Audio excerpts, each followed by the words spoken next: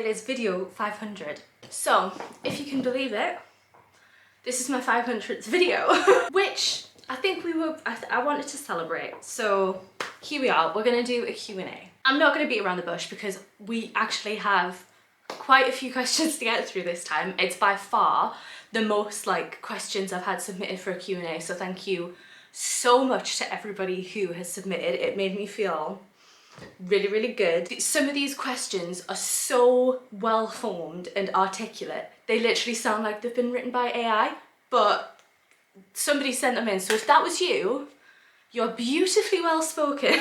Obviously, I kind of do want to quickly just say thank you to everyone for all the support, because obviously it is 500 videos, it's a big thing.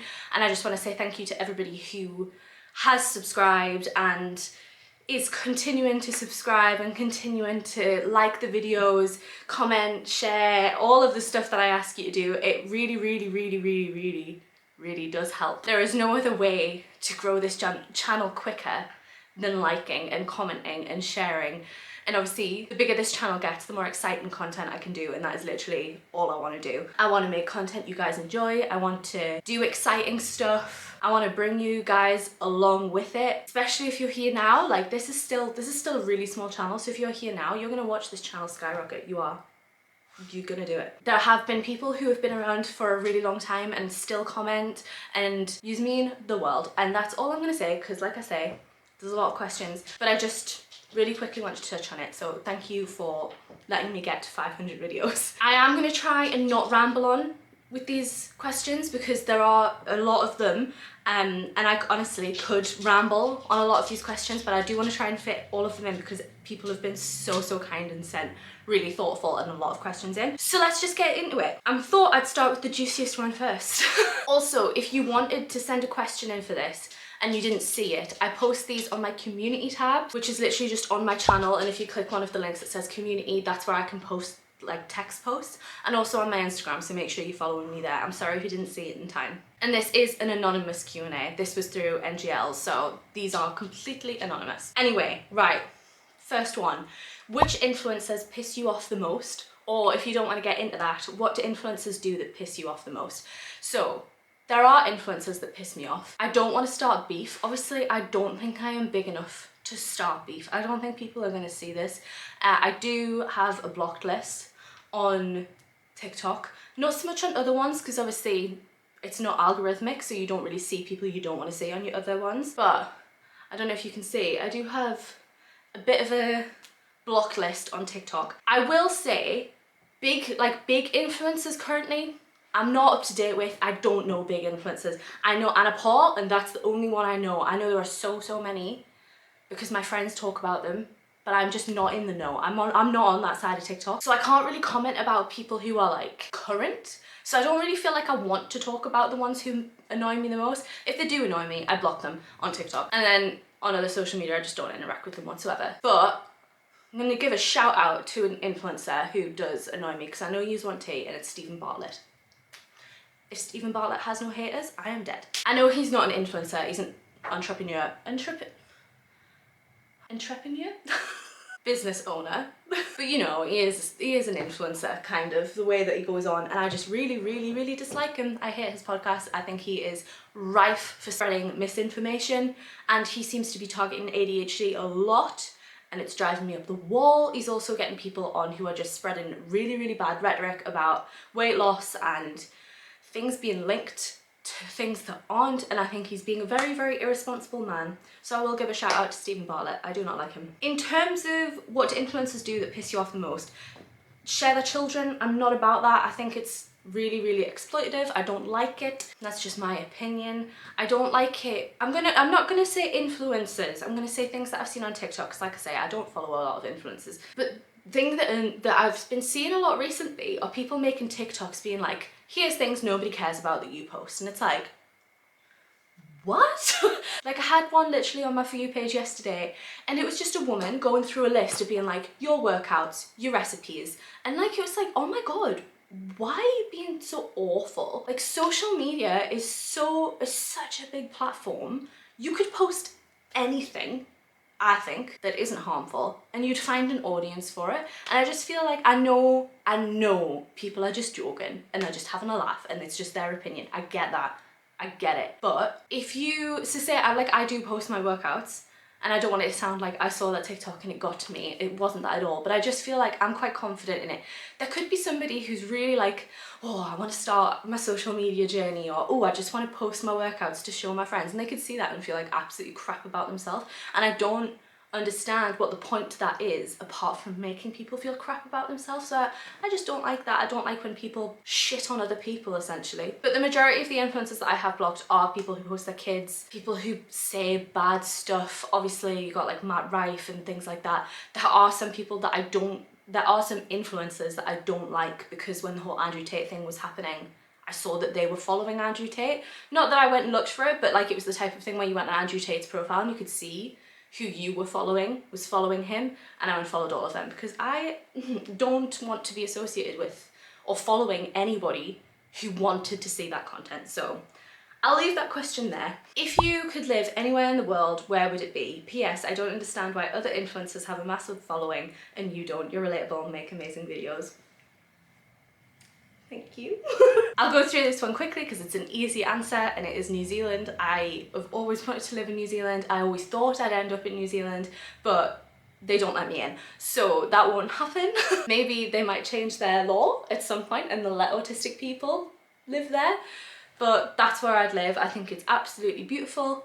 Like, it's beautiful. I really, when I saw their response to the pandemic, I really admired that. I think their Indigenous history is very, very interesting. I love that country, but they won't let me in. What do you think about gender neutral parenting? I'm gonna Google the definition of gender neutral parenting just so I don't have this wrong in my head. Gender neutral parenting simply allows room for exploration of gender without judgment. It means allowing kids to gender bend, i.e. play with toys and wear clothes regardless of whether they fit traditional gender norms.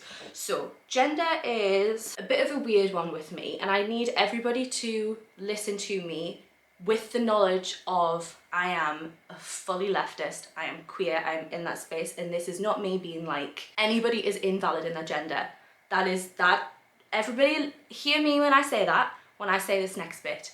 I don't understand gender, and that is me as an autistic person. That isn't me being like, I don't understand gender. That's just me being like, it's not something I get. But my not understanding gender is the opposite to right-wing people, and they're like, oh, there's only two genders. I don't understand gender in the way that I don't understand how people can think there is only two genders, and I don't get it. I think it's very, very common in autism, so it's really hard to describe. I've talked about this with a lot of my friends, my trans friends, and they like, it's a hard conversation to have with me because I just don't understand it. And because of that, I think that would influence parenting regardless for me personally. I don't think I could raise a child based on a gender. Like, the whole, like there it was saying, so you let them play with any type of toy. For me, I don't understand how that relates to gender in any way. I think, obviously I understand stereotypes, but if you are fighting against stereotype, why wouldn't you let your child play with any toy or wear anything they want to wear? I think if I had a child, I would do gender neutral parenting, not in a way of being like, oh, no, you can't do that because that's too boyish. Like, I would do whatever the child wanted, and I probably wouldn't base any of the things that I did with that child based on a gender. So I don't know how to describe it well in a way that makes me sound like I get what I'm saying, but also that I don't understand it. Also, from a psychological view, because I do have a psychology degree and my specialism in my degree was child development, I do think it's very important to let children play in the same way regardless of their gender. And I think enforcing these barriers in terms of gender, in terms of race, in terms of class, raising them in that way is enforcing those barriers from the beginning. So I'm very much like, raise your child how you see fit, but I think in the psychological view and also in my view, you should raise your child how your child is happy. And if your child is happy in doing things that is perceived to be for their wrong gender and you stop them for that because they aren't the correct gender, I find that wild. Like, I find that very, very strange. So I think what I'm saying is, I like gender neutral parenting, but not in a way that it's forced, and that, say if you have a child who was assigned female at birth and then they grow up and they want to only wear dresses and they only want to play with makeup, I wouldn't say we should force that child to not do those things, because that's gender neutral parenting and we have to be gender neutral, so they have to do stuff that is perceived as boyish. I think whatever they're happy with, they should do. Expose them to loads of different things, see what they like, and let them do that. Obviously, if it's safe. Sticking with the child thing, have your thoughts on having children changed as you've gotten older? I am 26. Again, my autism plays into this a lot. I have never understood having children, but as being AFAB and being brought up as a female, I very much always thought I didn't have a choice in the matter. I remember being, because I'm one of 6 and I'm the oldest, so I've seen children being brought up and being in that environment of children being raised that isn't me. And I remember looking at them being parented and being like, I don't know how I'm gonna do this. And things like taking care of them when they're sick, because I'm emetophobic. I remember being like, I must have only been about 6, and looking and being like, how am I gonna deal when my child gets sick? Like, how am I gonna do that? But I always assumed it wasn't a choice. So when me and Jack first got together, we would talk about having kids, and then it changed in a way of, I was like, oh, I don't think I want to have children. Not in the way of changing, but realised that was an option. So I was like, oh, I don't think I want to have children. So then I went to Jack and I was like, how would you feel if we didn't have children? And then he started to think about it, because he's always wanted children. And then he started to think about it. And then he's decided he doesn't want children, which was great. We're on the same page. And then I have now went back on the fence. I don't see children being a part of my life for at least 5 years, if I was to have any. But I am very much of like, see how I feel at the time. I'm not going to plan. I'm not going to be like, right, by this time I want a kid. If I don't have a kid by that point, I'm going to force myself. Like, nah, I'm not going to do that. So I think as I've gotten older, I have changed a little bit and being like, on the fence, but there are so many points that I don't know on. There is the whole genetics point of view, where I might have a child that has issues that I have had and like that come through my family, just health stuff. And then there is also the whole, is it ethical to have a child when the world's in this state kind of argument. And I currently am in a state where I need a lot of therapy for a load of different things, and it's like, well, I want that sorted before I even think about having children. And then it's like, but when do I get to that point? So yes, my views have changed as I've gotten older, but not to a point where I'm like, yes, I want to have kids. Just more when I'm like, I loved kids. Like, I love children and I find them so interesting. Like I say, I specialised in children development at uni, but having my own is very, very different. So the next few ones are the ones that I thought were very well articulated, and they're actually really, really relevant for this video because they're all about YouTube. So I thought these were perfect. So first up, what's your most viewed video of all your videos, and what video did you like the most? So my most viewed video is my first ever YouTube haul. I'm gonna double check. My Gymshark haul in 2020 has 56,000 views. Next up is bringing Oakley home, which has 32,000 views. Next up is the puppy haul for Oakley, which is 29,000 views. And then next up it's a hotel tour. What video did you like the most? I know this is such a cop-out, but I don't think I can answer this because there are so many videos that I've loved filming on the channel. I love all of them in different ways. So I genuinely don't think I can answer it. I love all of them. Right, so I think this one and the next one are quite similar, so let me read them. Have you ever donned a metaphorical disguise or taken on a persona that differs from your authentic self in any of your YouTube videos, or do you always present the unfiltered you without any embellishments? The next question as well is, have you ever faced a dilemma between staying true to your genuine personality and creating content that might attract a broader audience? How do you navigate that?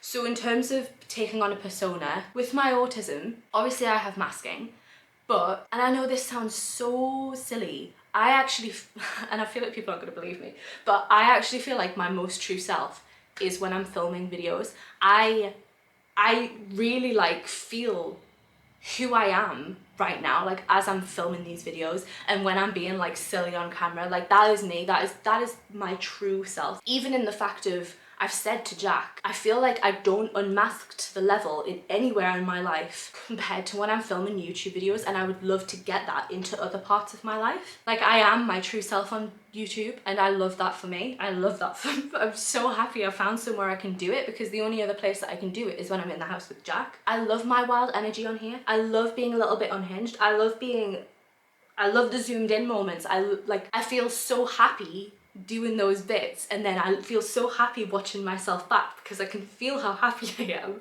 Like that's what I want in my personal life and friends and stuff, because I am struggling to unmask. So no, I don't think I have ever taken on a persona for YouTube. And then going on to the next one, in terms of creating content that might attract a broader audience, I don't think that has anything to do with my personality. It's more to do with my ethics, that question, because my personality is going to be my personality in pretty much any video. I feel like I'm really getting there with showing who I am in every type of video now, which I'm buzzing with. But in terms of my ethics, it's so freaking hard. I actually made a TikTok and a short about this the other week. In terms of growing YouTube without money is so freaking difficult. And I understand I am in a privileged position. My partner has more money than most, but currently I'm making £40 a month. But the videos that are growing my channel are the hotel tours, the Gymshark hauls, other hauls as well, and a little bit is my autism content, but it's mainly hotel tours and hauls. The hotel tours doesn't really come into this as much, that just requires money. But the hauls, I find it really difficult battling with hauls, because that is what people want to see, and that is the thing that's going to grow my channel. So really, if I wanted this channel to grow bigger, what I would need to do is be doing at least a haul a week. Forget about money. That is so unethical in terms of how much I would have to buy. Obviously I could return the majority of it, but you don't actually know where returns are going. But people want to see fast fashion on YouTube, and I just can't bring myself to do it. I don't shop from places like Shein at all, AliExpress, no. I don't even shop from Primark anymore. I do shop from ASOS and stuff like that, just because affordability and being able to wear clothes. But to grow my channel on YouTube, I would have like quicker than what I'm currently doing. YouTube wants me to be doing hauls, and people have requested Shein hauls or shapewear hauls, which I'm not doing. And then also I have the whole autism side of it as well, because I have had some people say I shouldn't be sharing it as much. Like I had one person literally straight up being like, I feel like you could grow your channel better if you didn't talk about autism as much. And it's like, you don't have to tell me that. Like people don't want to hear about it all the time. I feel like people who don't have a disability, or who haven't had any interaction with disability, or haven't educated themselves on disability, they do feel like, oh well, they make it their personality. It's like, because that is my personality. Like my personality would not be what it is now if I didn't have autism. I'm going to talk about it because it affects every single minute of my life. But if I didn't talk about it, I'd probably get more opportunities. There are a lot of autistic creators out there who have talked about this, and that they don't get as many opportunities as other people at their level do, in terms of invites, in terms of PR, in terms of collabs, because certain brands don't want to be seen as collabing with a disabled content creator. And even if it's not like that outright discrimination, they don't want to deal with that because it could go and they don't want to have to deal with the considerations of working with a disabled person. So there are definitely things that, how is it phrased in this question, that are a dilemma between creating content and bringing a broader audience. But I'm just trying to stay true to myself. I do some hauls, but if you saw the decluttering video that I did the other day, you'll see how little clothes I have. I always worry that people think I do hauls and then I have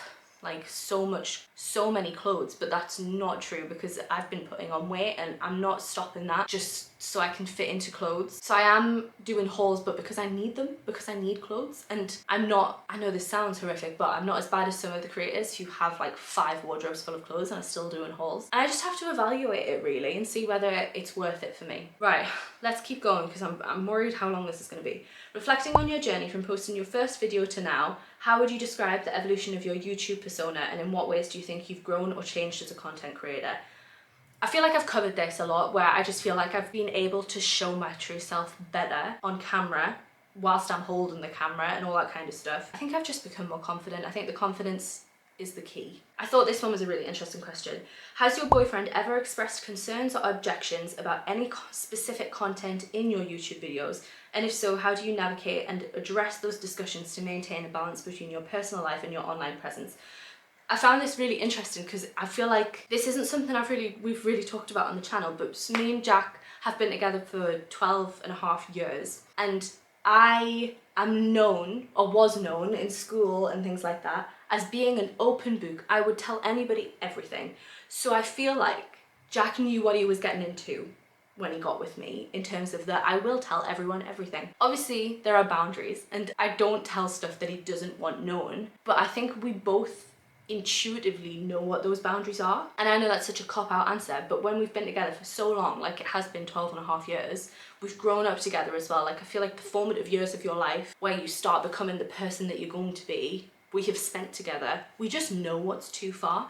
And if there's anything in there that I'm not sure of, I'm normally filming in front of him. He's not here right now, but if I'm filming in front of him, I'll say what I want to say, and then afterwards I'll say, am I okay to say that? Like I think the last thing I remember doing about that was mentioning that his granddad had passed away, because I didn't know if he wanted to talk about that. And then certain stuff about sex life, I've asked if he's alright, if I'm okay to say that. If he's not with me, when I'm editing it, I'll be like, can you watch this and approve it, basically, and I'll take out anything he wants to. But because we've had such a long time together, I kind of know what's okay and what's not, and there's not a lot that we disagree on. If he's not okay with it, I'm normally not okay with it anyway. And I feel like the balance between your personal life and your online presence, my online presence doesn't really affect my personal life. Not currently, because obviously I don't have a big following. It might be different if I had like 100,000 subscribers, but currently it doesn't really affect much. I'm the same person online as I am in person, and I hope a lot of people would vouch for that. But he's never had any real concerns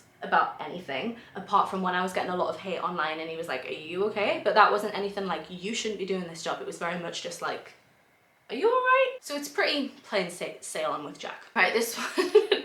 Can you share the most uproariously funny and downright bizarre comment you've ever received on one of your videos? And how did you react to the unexpected dose of humour from your audience?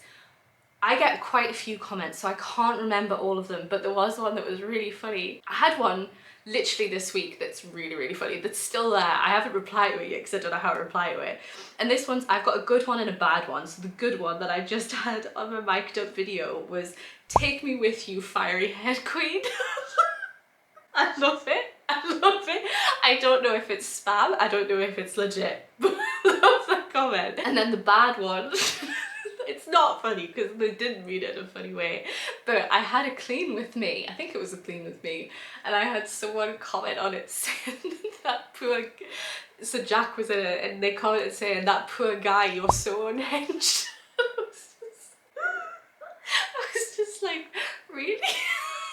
Oh, it made me laugh so much. It made Jack laugh. And I was saying the funny part of it was that that video wasn't even my most unhinged video. There are worse out there that he could have commented. As someone passionate about fitness, do you find yourself leaning towards the pursuit of a lean and toned physique, or do you embrace a bit of a curve and appreciate the balance between staying fit and indulging in the occasional treat? I'm gonna make this quick because there's been a whole journey of that through YouTube. If you've been around since the beginning, you'll have seen that journey. I'm assuming this person is relatively new, because I am in eating disorder recovery, so I do not care about being lean whatsoever. I also don't prescribe to the whole like embrace a bit of a curve and appreciate the balance between staying fit and indulging in the occasional treat. I treat myself every day. I don't think the treats need to be occasional. It depends what you mean by occasional. If you mean hourly, then sure. But I don't know, I don't care is my thing. I love lifting weights. I want to look strong. I want to be strong, but I don't really prescribe to the whole fitness and aesthetics anymore. Congratulations on your 500th video milestone. Your dedication and creativity have truly shined in the 499. Reflecting on this journey, what valuable lessons has YouTube taught you that you have contributed to becoming a stronger person in life? Do you see what I mean about how well these are worded? Honestly, beautiful. I think it's, I'm not gonna go off on one on this because I could, But in terms of lessons, I think it's not just YouTube, it's also like seeing social media as a consumer as well. It's kind of just like, you're never going to be everybody's cup of tea and being okay with that. And you're never going to please everyone. Like, if I take the whole crate training hate that I got, if you were new, when I first got Oakley, my dog, we crate trained and I got a lot of hate for it. Like, a lot of hate. People were tracking down my personal Facebook to tell me how much of a terrible person I was. Like, I got a lot of hate for it. And I think at the time, that was horrific. That was really, really hard. And I was just like, I don't understand why people are coming for me when I'm just following what trainers have said to do. And now looking back on that, I'm like, I was literally following what hundreds and hundreds of dog trainers say to do on the internet, and people came after me. And it's like, I was doing what dog trainers say to do, and people still hated me for it. So it's kind of a bit like, you could be doing the perfect thing and people will still hate you. And I like how that's becoming a bit more of like a trend on TikTok as well at the minute, where it's like, people are doing skits about it, where you make a pineapple cheesecake recipe and people will be like, well, I don't like pineapple, or I'm allergic to pineapple. And you're just like, and I try and transfer that to my everyday life as well. Like, if things don't work out with people, that's fine. You're just not that person's cup of tea. Do you ever avoid going to meet some people because you have to be someone you're not, or wear your mask in front of them? I think it's difficult. I don't really have anyone in my life who I interact with regularly who I can't be somewhat myself around, and I don't really have anyone in my life who I don't like, because I'll not just put up with it. But obviously I have said I do mask in front of nearly everyone still, I think, apart from Jack. And I think it's the type of thing where I'm just used to it now. I'm getting to the point where I'm sick of being used to it, especially when I had this reflection of being like, I am my true self on YouTube. I am getting a bit sick of feeling like I have to put on a mask. And that's a journey that I've got to go through. Like, I think unmasking is such a hard thing. And I got like Unmasking Autism by Dr. Devon Pryor, the book. And I actually stopped reading it because I was like, I just don't feel like I'm ready to go on this journey yet, because it's going to be so freaking hard. And I will do it at some point, but currently, in terms of this question, I'm at the point where I'm trying not to make plans if I feel like I'm not up to them. But I will avoid certain family members if I can't deal with them. Oh, speaking of family, how come you don't speak to some of your family anymore?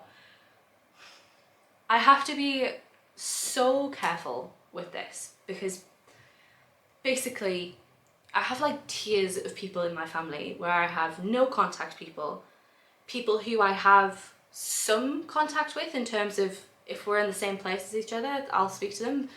And then I have people who I speak to, like my grandparents and Han. And the people who are in the middle tier, I can't really trust. And they sometimes will watch my videos and report back to the people that I don't talk to. So I have to be very, very careful in what I'm saying, because if that happens, which I don't really care about, I'm just like, yeah, whatever, I put my life on the internet, they're gonna hear what I say. But that hurts the people that I still speak to, my grandparents. So it's very difficult, because I would like to talk about the estrangement in my family, and I would like to have an open conversation about it, but I don't want to hurt my grandparents because this person will tell them that I have been saying certain things on the internet. So I can't really talk about it right now. At some point I would like to, but the basic overview is that I decided to go no contact because of years and years and years of not being treated very well. Not for any other reason, not for anything to do with dumbbells, if that person is watching. It was years and years and years of bad stuff. Where are your favourite places to shop? I have a similar body shape / size to you, and I really struggle to know where to find nice clothes that will suit my body. I am putting this in here, but I don't really have an answer for you because I am struggling at the minute. So if anybody has any suggestions of places to try that isn't Shein or AliExpress, stuff like that, please comment below. I have found the best thing, the best thing so far has been stealing Jack's clothes. So I think I'm gonna start shopping in menswear. This is Jack's, this is Vanquish, which is, by the way, and these are also Jack's joggers. Jack's jumper from Zara was very nice. I don't condone Zara, but the fit of his clothes, so much nicer than the stuff that I've worn. So I would maybe recommend shopping in men's. Also my friend Ellen, who is tall, she says shopping in men's works wonders for her. So I think we just need to shop in men's clothes. In terms of gym wear, I'm struggling. If you haven't already, I'm assuming you have, but if you haven't already, go check out my series where I'm trying out new gym wear brands, because I talk about each piece and whether it's designed for people who look like me and whether it's not. Do you work out at home sometimes? No, we're gonna go quickfire. No, I hate working out from home. Hate it. Did it a few times well, I did it quite consistently in lockdown. Despise it. If we had another lockdown, I just wouldn't bother working out from home. I really like your content. Will you please keep it coming for 500 more videos? Thank you very much. I'll try. I'm not gonna lie, I'm wavering on YouTube a little bit at the minute because of financial situation. So if this channel grows considerably this year, I 100% will. If it doesn't, it might be more up in the air. If you had to swap lives with a fictional character for a day, which book would you choose and why? Oh, I genuinely have no idea because every book has like a bit of like a twist in it, doesn't it? Like everything's a bit like life or death situation-y, so I don't know. I think I'd like to be in any kind of fantasy world. I don't have a particular like connection to any particular one or any particular character, but like things that like Lord of the Rings has like the elven type of thing. I'd love to be an elf, or like Akatar, like that kind of world. But I'm not drawing any particular character, and it would be after all of the kickoff. So it would be Lord of the Rings when it was peaceful. Your hair colour is lovely. How did you choose the colours? You did. Thank you very much. I have been pink for a really long time. I've always wanted to be pink. I've been a load of different colours. I was ginger for a very, very long time. But I went pink in 2018. And then the pink's just evolved as it has. And then I got really, really bored with my hair like 2 years ago. And I was like, Tom, who's my hairdresser, I'm bored. I would like to do some colour blocking. Which colour do you think would look really good? And then obviously he knows how my hair takes certain colour as well. So he's like, we can't do any cool tones really because it's going to be too hard because my hair clings to orange like nothing else. And he suggested yellow. I love the idea of yellow. I've always been tempted to go like full yellow. So we did this side first, and then we were like, ooh, it might look good with some more on this side. So then I think like 6 months or like 9 months after we did this side, we added the yellow in this side. One thing you can't survive without: my water bottle. Where is it? My water bottle. Not specifically this one though, because Jax decided to freak me out about microplastics when that studies came out. So I would say a water bottle that has a handle and a straw. I freak out if I'm thirsty. So this water bottle comes with me everywhere. I know it said one thing, but I'm gonna do maybe like 3. My headphones, I couldn't do the gym without them. I don't know how people train with no headphones on. And probably my phone. And I know that feels like it's an unhealthy answer because everybody's went like, it's so bad for you. But my phone provides me so much comfort. When I'm overwhelmed, that's what helps me out of those situations. When I need help, obviously I can text Jack, and I freaking love Google. I'm so grateful that I live in an era that has Google because I love information, and if I don't know something, I will Google away or just hop on IMDb if I need that information. And then if I had my phone, I could also read on here. I just love it. I think it's so cool, and I hate how they're being demonized because they're such a useful tool. I love it. So my water bottle, my headphones, and my phone. Right, last one. If your nose ring had the power to grant wishes, I don't have a nose ring, but I'm assuming they mean septum. What outrageous wish would you ask for today? Today, it would probably be that I am never sick again in my life. I haven't been sick, but where I live, apparently there's a bug circulating about, and everybody keeps telling me about it because they know I'm emetophobic, which is the opposite of what you should do if you know somebody who's emetophobic. But that would be my wish. Never to be sick again. Healthy forever. Anyway, that's gonna be it. I'm sorry if this video was so long, but I hope it's what you wanted. It's my 500th video. I hope you wanted a long one. Again, would just like to say thank you to everyone, and I would also put a plea out there that please tell me what kind of videos you like from me. I have so many different themes across this channel, which I love. I'm so happy for. I have fitness, I have books, I have Oakley, my dog, I have vlogs, I have hauls. If I could ask you one thing, it would be to comment down below which genre is your favorite to watch. Just for this video. I know I ask all the time, but because it's my 500th video, please be nice to me, do something that I've asked. And comment your favourite genre because it just helps me prioritise which videos to do in the future and which ones to spend more time on. And I love knowing what people like, so please tell me. Anyway, thank you so much for watching. If you did enjoy it, please make sure to like, comment, subscribe, share. You know what to do. But even if you don't do any of that, thank you for making it till the end, and I shall hopefully see you in the next 500 videos. Bye.